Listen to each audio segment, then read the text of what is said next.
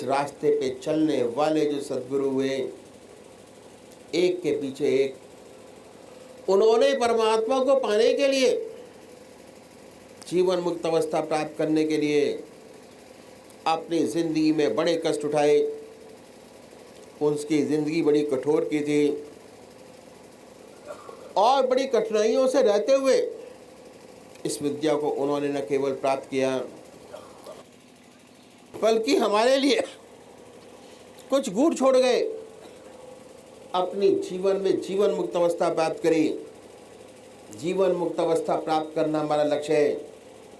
चाहे हम सन्यासी हों, चाहे हम गृहस्थी हों, चाहे किसी भी तरीके से क्यों ना जीवन अवस्था प्राप्त करें, इति मार्ग से, ज्ञान मार्ग से, कर्म मार्ग से, ध्यान से, संन्यास से, गृहस्थ से जीवन मुक्त अवस्था प्राप्त किए प्राणी में दो बात विशेष पैदा हो जाती है।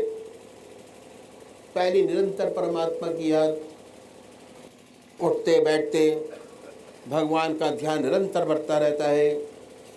चलते फिरते, खाते पीते, सोते जागते निरंतर परमात्मा की याद बनी रहती है। और दूसरी बात क्या है कि जो उसके कर्म हैं वो निष्काम कर्म हो जाते हैं, अहम निकल जाता है, उसे स्थित प्रज्ञ कहिए या जीवन मुक्त कहिए में पैदा हो जाती हैं। अब देखना ये है कि इसी दुनिया में रहते हुए, इसी संसार में रहते हुए, संसार के सब काम धर्म के अनुसार करते हुए कैसे 24 घंटे का ध्यान बने, कैसे उस परमपिता परमात्मा का ध्यान बने, कैसे हमें निष्काम कर्म करने की आदत बन जाए। इन संतों ने, इन सद्गुरुओं ने, जिन्होंने अपने जीवन काल में जीवन मुक्त अवस्था प्राप्त की, हमारे लिए एक रास्ता छोड़ गए। अगर इस रास्ते को अपनाएंगे तो हमारा रास्ता भी आसानी से तय हो जाएगा। हर व्यक्ति अपनी संतान के लिए रास्ता छोड़ता है, गुर छोड़ता है। एक व्यापारी है, अपने बच्चे के लिए रास्ता निकालता है जिससे उसको अपना व्यापार चलाने में दिक्कत नहीं उठानी पड़ती। एक डॉक्टर है, अगर उसका लड़का डॉक्टर है, वह अपने संतान के लिए रास्ता निकालता है जिससे उसको अपना क्लिनिक चलाने में दिक्कत नहीं आती। ऐसे इंजीनियर है, अपने बच्चों के लिए रास्ता निकालता है जिससे उसके बच्चे को अपना कारोबार चलाने में दिक्कत नहीं आती। इसी तरह हमारे सिलसिले के संत महात्मा हुए, ये कुछ गुर छोड़ गए कि हम कैसे इस रास्ते को आसानी से तय करें, कैसे आसानी से 24 घंटे का ध्यान प्राप्त हो, कैसे आसानी से निष्काम कर्मता प्राप्त हो। इन गुरुओं को मैं आपके सामने रखता हूं। और अगर आपको ये बातें अच्छी लगे, आप भी अपनाइए, अपनाएंगे आपको भी विशेष लाभ मालूम होगा।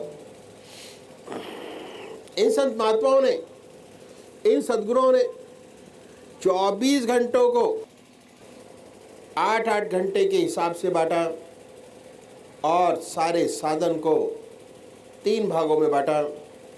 साधन का पहला स्टेप पूरा कर लेने से 8 घंटे आपके अपने हो जाएंगे। साधन का दूसरा स्टेप पूरा कर लेने से 16 घंटे आपके अपने हो जाएंगे।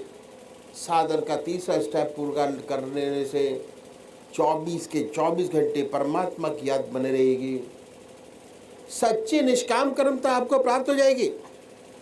मैं साधन की पहली सीढ़ी अभी आपके सामने रखता हूँ जिसमें 8 घंटे आपके अपने हो जाएंगे। इन संतों ने बड़ी बात बताई कि परमात्मा ने बड़ी असीम दया कृपा कर हमको मनुष्य योनि प्रदान की है। सबसे बड़ी देन है जो हमें प्राप्त है। मनुष्य योनि एक ऐसी योनि है जिसमें परमात्मा ने हमें विवेक बुद्धि दी है, कर्म करने की स्वाधीनता दी है। बाकी 84 लाख योनियाँ भोग योनियाँ हैं। बड़ी दया कृपा कर कर हमें ईश्वर ने मौका दिया और हमें इसका पूरा पूरा फायदा उठाना चाहिए। कहा है, बड़े भाग्य मानुष तन पावा, सुर दुर्लभ सद ग्रंथन गावा, साधन धाम मोक्ष कर द्वारा, पाए न जे परलोक सवारा। ऐसी मनुष्य योनि जो हमें बड़े भाग से मिली है, जिसके लिए देवता भी तरसते हैं, क्योंकि मनुष्य योनि एक ऐसा साधन का क्षेत्र है, मोक्ष का दरवाजा है। इसमें ही परमात्मा ने हमें विवेक बुद्धि दी है, कर्म करने का अधिकार दिया है। यदि हम चाहें प्रच्छील रहे, उस परमपिता परमात्मा को प्राप्त कर सकते हैं। ये एक ऐसी योनि है, इसके लिए देवता भी तरसते हैं। ऐसा अवसर इन्होंने ईश्वर ने हमें दिया, हमें इसका पूरा पूरा लाभ उठाना चाहिए। जितने संत महात्मा हुए, जितने धर्म हुए, सबने इस मनुष्य योनि की बुरी बुरी प्रशंसा की है। कबीरदास जी ने कहा है, कबीरा हर की भक्ति कर, तज विषयारस चौच, बार बार नहीं पाइए मानस जन्म की मौज। सेवक के गुरुदेव कहा करते थे कि विषय वासना के आनंदी, मिथ्या जन्म बिगार, मानस जन्म गरीब न फिर कर ले हरि से प्यार। ऐसा सुंदर अवसर में परमात्मा ने दिया। हमारे महर्षियों ने हमें बताया कि चाहे आप गृहस्थी हो या सन्यासी, आपको आधा घंटा प्रातः संध्या वंदना अवश्य करनी चाहिए, आधा घंटा सायकाल। ये 2 समय निश्चित कर दिए कि संध्या वंदना अवश्य करनी चाहिए। हमारे देश में 99% लोग परमात्मा को मानते हैं, अपने किसी न किसी ढंग से परमात्मा की पूजा करते हैं। बहुत से लोग तो आधा घंटे से ज़्यादा भी पूजा करते हैं। लेकिन यदि हम उनसे पूछें कि इस पूजा का क्या लाभ हुआ, तो 4 बात बताने के खामोश हो जाएंगे। पहली बात ये कि भाई ईश्वर का नाम लेना अच्छी बात है, हमारे घर में मंदिर है, हमारे दादाजी पूजा करते थे, हमारे पिताजी पूजा करते हैं, हम करते हैं, देखा देखी हमारे बच्चे भी पूजा करते हैं। गॉड फियरिंग है, अच्छा है। आप इससे ज़्यादा क्या चाहते हैं? अगर ये पूछे कि इससे कोई आपको आंतरिक लाभ हुआ, तो ऐसे बहुत से कम लोग होंगे जो ये कहेंगे कि हाँ भाई सुख शांति हमको प्राप्त हुई हो। इन संतों ने कहा कि हम एक तरीका ऐसा बतलाते हैं, यदि आप इस तरीके से पूजा करेंगे तो आपको विशेष लाभ होगा। ऐसा तरीका आपने बताया जिसे हर कोई अपना सके, चाहे किसी भी मजहब का मानने वाला हो, किसी भी धर्म का अनुयायी हो, अपने धर्म के मत पर चलते हुए कर सके। ऐसी बात बतलाई जो मैं आपके सामने रखता हूँ। सबसे पहली बात कि संसार में हर मजहब में 2 प्रकार के व्यक्ति हैं, एक साकार पुजारी, दूसरे निराकार। अब बहुत पुराने ज़माने से चले आ रहे हैं, कोई नई बात नहीं। इनमें आपस में झगड़े भी होते हैं, आपस में वाद विवाद भी होते हैं। ये सब होते हुए दौरों कायम है। बात कुछ ऐसी है कि मनुष्य का स्वभाव कुछ ऐसा ही है, किसी को चेहरे से प्यार होता है, किसी को शक्ल से प्यार होता है, किसी को मूरत से प्यार होता है, किसी को सूरत से प्यार होता है। वो है साकार पुजारी। जिन्हें शक्ल से प्यार नहीं होता वे निराकार। इन संतों ने दोनों के लिए रास्ता बताया। जो साकार पुजारी है, उनका प्रथम कार्य एक इष्ट का निश्चित करना, अपनी आत्मा से पूछिए कि परमात्मा की कौन सी मूर्त आपको सबसे ज़्यादा प्यारी लगती है। भगवान की कौन सी मूर्ति आपको सबसे ज़्यादा प्यारी लगती है। कौन सी मूर्त ऐसी है जिसमें बड़े आराम से बैठ के सोच सकते हैं, बड़े प्यार से, और जिसे आप भगवान की सबसे ऊंची भावना डाल सकते हैं। उसे अपनाइए, उसे अपना इष्ट माने, उसी की पूजा करें, उसी का ध्यान करें, उसे आप बदले नहीं, उसी की पूजा करें। ऐसा नहीं कि कभी आप राम की पूजा करें, कभी कृष्ण की, कभी माँ की। अगर रोज़ रोज़ बदलेंगे तो इसका विशेष लाभ नहीं होगा। दरअसल में पूजा का जो मकसद है वो है चित्त की एकाग्रता प्राप्त करना, और उससे ऊपर उठे तो मैं कहूँगा कि चित्त की वृत्तियों का निरोध प्राप्त करना। ऐसी हालत जिसमें विचार शून्यता आ जाए, जब भी हो सकता है जब आपका एक इष्ट हो। पूजा कैसे करें? कुशा या कंबल का आसन हो, धूप बत्ती अगरबत्ती जलाएं, साफ सुथरी चादर बिछी हो, रात्रि के वस्त्र बदल कर बैठे, मुंह हाथ धोकर। अगर स्नान नहीं कर सकते तो कोई बात नहीं। जो आसन आपको सबसे ज़्यादा आरामदायक लगता है उस आसन पर बैठिए। बहुत सारे आसन हैं, सिद्धासन, सुखासन, अर्धसिद्धासन। जो आपको अच्छा लगे, जिसमें आपको आराम मिलता हो, वो आसन चुनिए। उसके बाद कल्पना करें कि आपका इष्ट सशरीर आपके सामने विद्यमान है, आपके सामने शिव भगवान विराजमान है। मैंने ध्यान करने से पहले आपको बड़ी सुंदर तरीका ध्यान करने का बताया। समझिए कि हमारे सामने शिव भगवान विराजमान है। बड़ी बड़ी आंखें हैं, गोल चेहरा है, जटाएं हैं, सर्पों की माला है, वृक्षशाला पर बैठे हैं। जो कृष्ण भगवान को मानने वाले हैं, बड़े प्यार से उनकी मूर्त जो उनके मस्तक में समाई हुई है, बड़े प्यार से बनाइए। सांवला रंग है, मुरली हाथ में है, मोर पंख लगा हुआ है, घुंघराले बाल हैं। जो आपको अच्छा लगता है, जो आपके मन को भाता है, परमात्मा की मूर्त जो आपके मन को देख के बड़ी खुश होती है, उस पवित्र मूर्त को अपने सामने बताइए। उसके बाद फिर कल्पना करें, आप अपना इष्ट अपने सामने कल्पना में बनाइए। है माता रानी को मानने वाले बनाए बड़े प्यार से।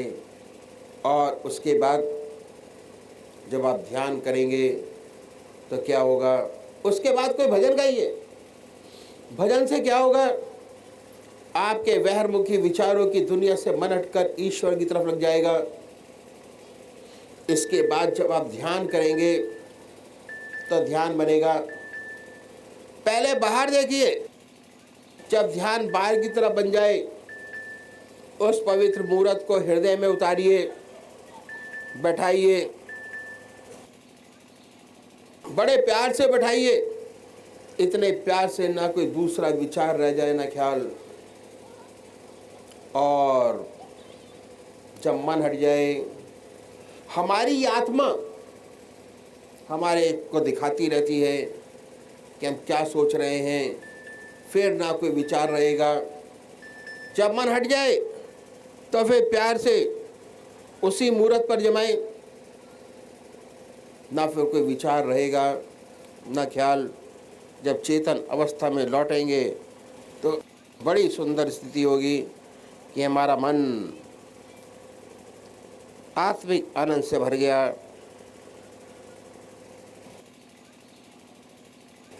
जितना मस्तक पर भार था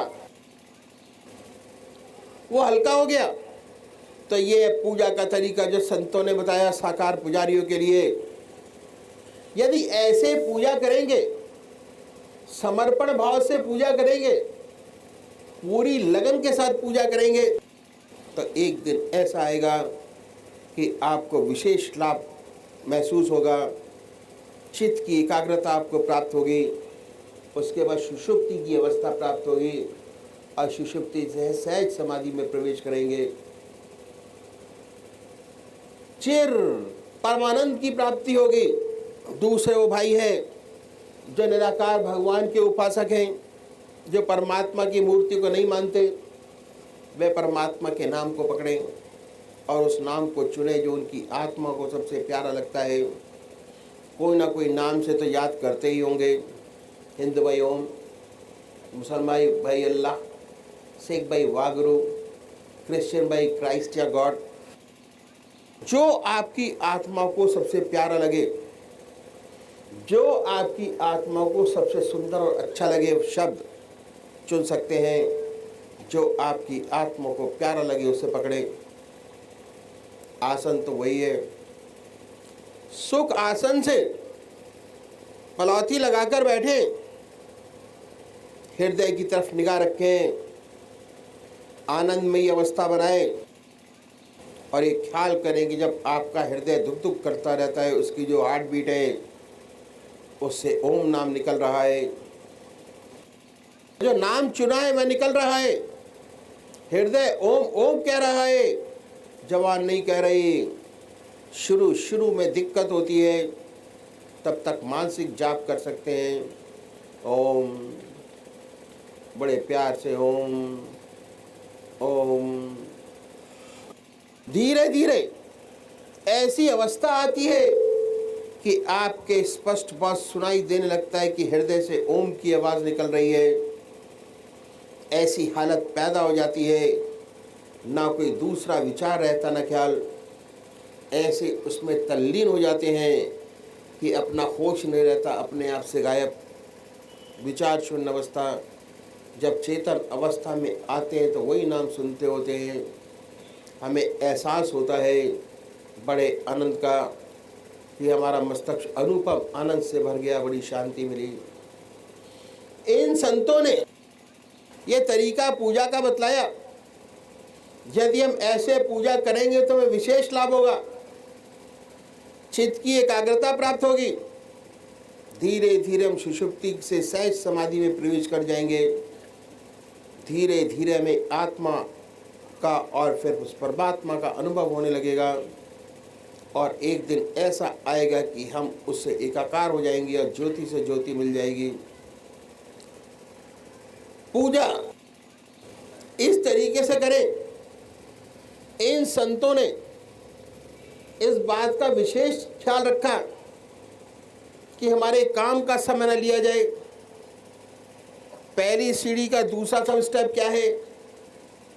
हर मनुष्य भोजन करता है। अब भोजन करने में आधा घंटा दोपहर को और आधा घंटे को लगाता है। ये समय ऐसा है कि खाली है, दुनिया के व्यवहार का कोई काम नहीं कर रहे होते। इस पीरियड में हमें करना क्या है? इस भोजन के तरीके में एक परिवर्तन लाना पड़ेगा।